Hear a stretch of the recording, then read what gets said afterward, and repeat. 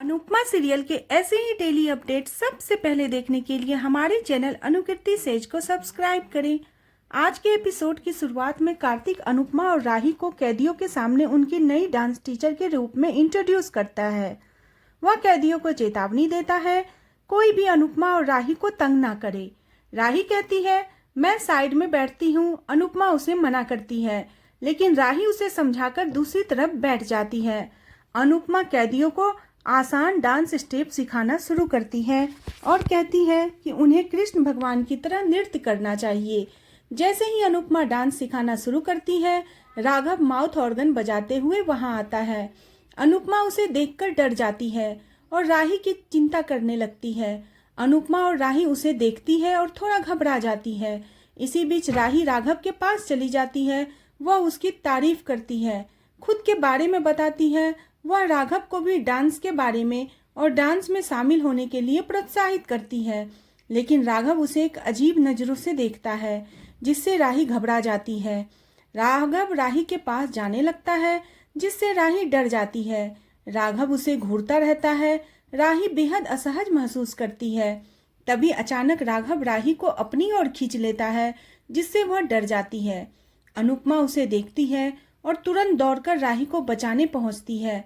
वह राघव से राही को छुड़ाकर राघव को चेतावनी देती है, उसकी बेटी को हाथ लगाया तो हाथ तोड़ देगी। तभी राघव कहता है, अगर हाथ नहीं लगाता तो उसकी जान चली जाती।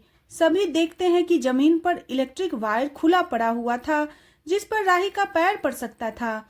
राघव जवाब देता है, उसने राही को सिर्फ उसकी जान बचाने के लिए खींचा था। कांस्टेबल भी कहता है, राघव ने सच में राही की जान बचाई है। इस बीच कार्तिक अपने आदमियों को तार ठीक करने का निर्देश देता है। अनुपमा को राघव पर बिना सच्चाई जाने गुस्सा करने का पछतावा होता है। फिर वह राही को अकेले घूमने के लिए डांटती है। राही माफी मांगती है, लेकिन अनुपमा को सावधान रहने के लिए कहती है, क्योंकि राघव उसे खतरनाक लग रहा है। राही के पूछने पर अनुपमा उसे बताती है, राघव अपनी पत्नी की हत्या के आरोप में जेल में है, जिससे उसकी चिंता और ज्यादा बढ़ जाती है। वह अनुपमा को दोबारा चेतावनी देती है कि वह अकेले जेल में न जाए और जब वह आए तब राघव को जेल में बंद करने के लिए कह दे। अनुपमा उसे आश्वस्त करती है, लेकिन खुद भी सोच में पड़ जाती है। तभी राही को फोन आता है और वह कहती है उसे एक ऑर्डर डिलीवरी करने के लिए जाना पड़ेगा। अनुपमा उसे मना करती है, लेकिन राही उसे समझाकर चली जाती है। दूसरी तरफ शाह हाउस में लीला पाखी राजा और ईशानी की शादी के बारे में सोचने के लिए डांटती है। वह कहती है, कोठारी परिवार की सोच बहुत पिछड़ी हुई है। किंजल पाखी से कहती है, अनुपमा अभी भी हालात संभाल रही है, लेकिन पाखी जिद पर अड़ी रहती है और ईशानी को कोठारी हाउस भेजने की जिद करती है। किंजल उसे रोकने की कोशिश करती है, लेकिन पाखी मानने को तैयार नहीं होती और कहती है वह जानती है कि ईशानी के लिए क्या सही है। वह कहती है वह उसके साथ ऐसा व्यवहार कर रहे हैं जैसे वह पराई हो। लीला हैरान होकर कहती है कि इस घर में सबसे ज्यादा प्यार तुम्हें और ईशानी को मिला है, फिर भी तुम ऐसा बोल रही हो। लीला दुखी हो जाती है और कहती है वह बस शांति चाहती है, जबकि किंजल कहती है कोठारी परिवार कभी ईशानी को स्वीकार नहीं करेगा। इधर प्रेम अपने नए घर में शिफ्ट होता है। ईशानी, परी, माही और अंश उसकी मदद करने आते हैं। सभी नए घर को तैयार करने का काम शुरू करते हैं। तभी बादशाह, प्रार्थना और राजा भी वहां आ जाते हैं। प्रेम प्रार्थना को नजरअंदाज करता है, लेकिन वह उससे बात करने की कोशिश करती है और उससे माफी मांगती है। प्रार्थना प्रेम के गुस्सा न करने के लिए कहती है और अपना नजरिया समझाने की कोशिश करती है। प्रेम उसे गले लगा लेता है और माफ कर देता है। प्रार्थना अंश से भी माफी मांगती है, लेकिन अंश उसे नजरअंदाज करता है। इसके बाद प्रेम को पता चलता है कि बादशाह, राजा और प्रार्थना घर पर झूठ बोलकर यहाँ आए हैं। बादशाह मजाक में कहता है, कभी कभी बड़े लोग भी झूठ बोलते हैं, तो आज हमने बोल दिया तो क्या हुआ। लेकिन प्रेम साफ कहता है, बड़ों से झूठ बोलना गलत बात है। तभी अंश कहता है, अब सभी काम शुरू करते हैं। इसके बाद सभी काम करना शुरू करते हैं।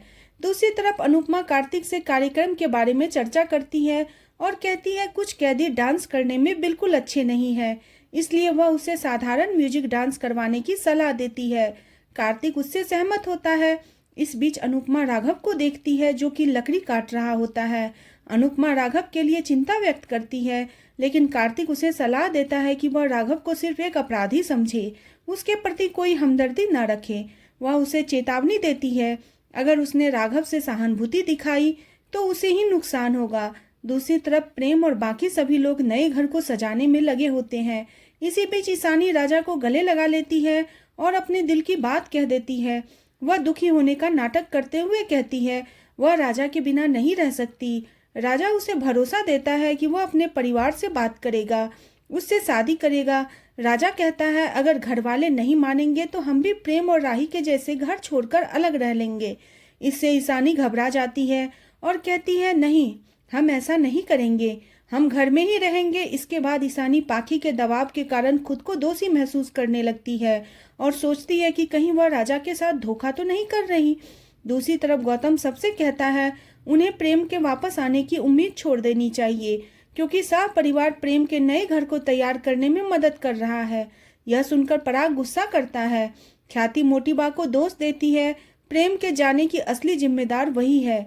मोटीबा टूट जाती है और रोते हुए पराग से प्रेम को वापस लाने की भीख मांगती है। वह कहती है अगर प्रेम वापस नहीं आया तो वह मर जाएगी। पराग भी घबरा जाता है और उन्हें संभालता है।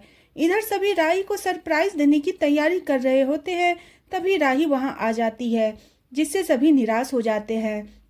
राही बादशाह को देखकर खुश होती है, तभी वह प्रार्थना को देखती है और शादी वाले ड्रामे को याद करती है। वह प्रार्थना के पास जाकर कहती है तुमने उस दिन हमारा साथ नहीं दिया, लेकिन अब हम तुम्हारे साथ हैं।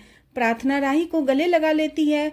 इसके बाद सभी राही के साथ मजाक करते हैं और उसे छेड़ते हैं, लेकिन माही यह सब देखकर जल जाती है। दूसरी तरफ पराग और ख्याति बात कर रहे होते हैं।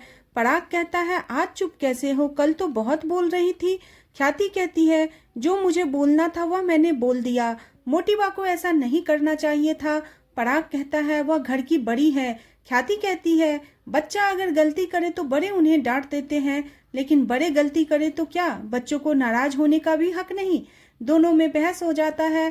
ख्याति पराग को समझाते हुए कहती है मोटीबा को प्रेम और राही के सपने जलाने का कोई हक नहीं था। पराग कहता है क्या प्रेम को ऐसे घर छोड़कर जाना सही था? नाराजगी का मतलब यह नहीं कि आप अपने परिवार से अलग रहने लगे। ख्याति कहती है कि प्रेम आपका बेटा है, उसका गुस्सा और जिद भी आपके जैसी ही है। पराग कहता है अगर बात सिर्फ मेरी होती तो मैं जिंदगी भर उसका चेहरा भी नहीं देखता, लेकिन मैं माँ की आंखों में आंसू नहीं देख सकता, इसलिए मुझे ही कुछ करना पड़ेगा। तभी ख्याति कहती है ऐसा कुछ मत कीजिएगा जिससे बात और ज्यादा बिगड़े। अगर प्रेम को घर में लाना चाहते हैं तो उसे मना कर लाइए, उसे मजबूर करके नहीं।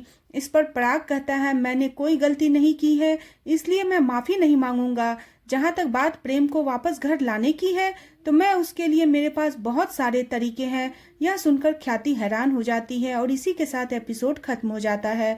अगले एपिसोड में देखने को मिलेगा कि अनुपमा को राघव के जख्म नजर आते हैं और वह उससे इसके बारे में पूछती है। तभी उसको एक कॉल आता है और वह राही का नाम लेकर चिल्लाती है। राघव याद करता है कि उसने राही पर हमला किया और राही ने उसको यह चोट पहुंचाई थी। आपको आज का एपिसोड कैसा लगा प्लीज कमेंट करें और बने रहें सीरियल अनुपमा में। नेक्स्ट एपिसोड के लिए चैनल को सब्सक्राइब करना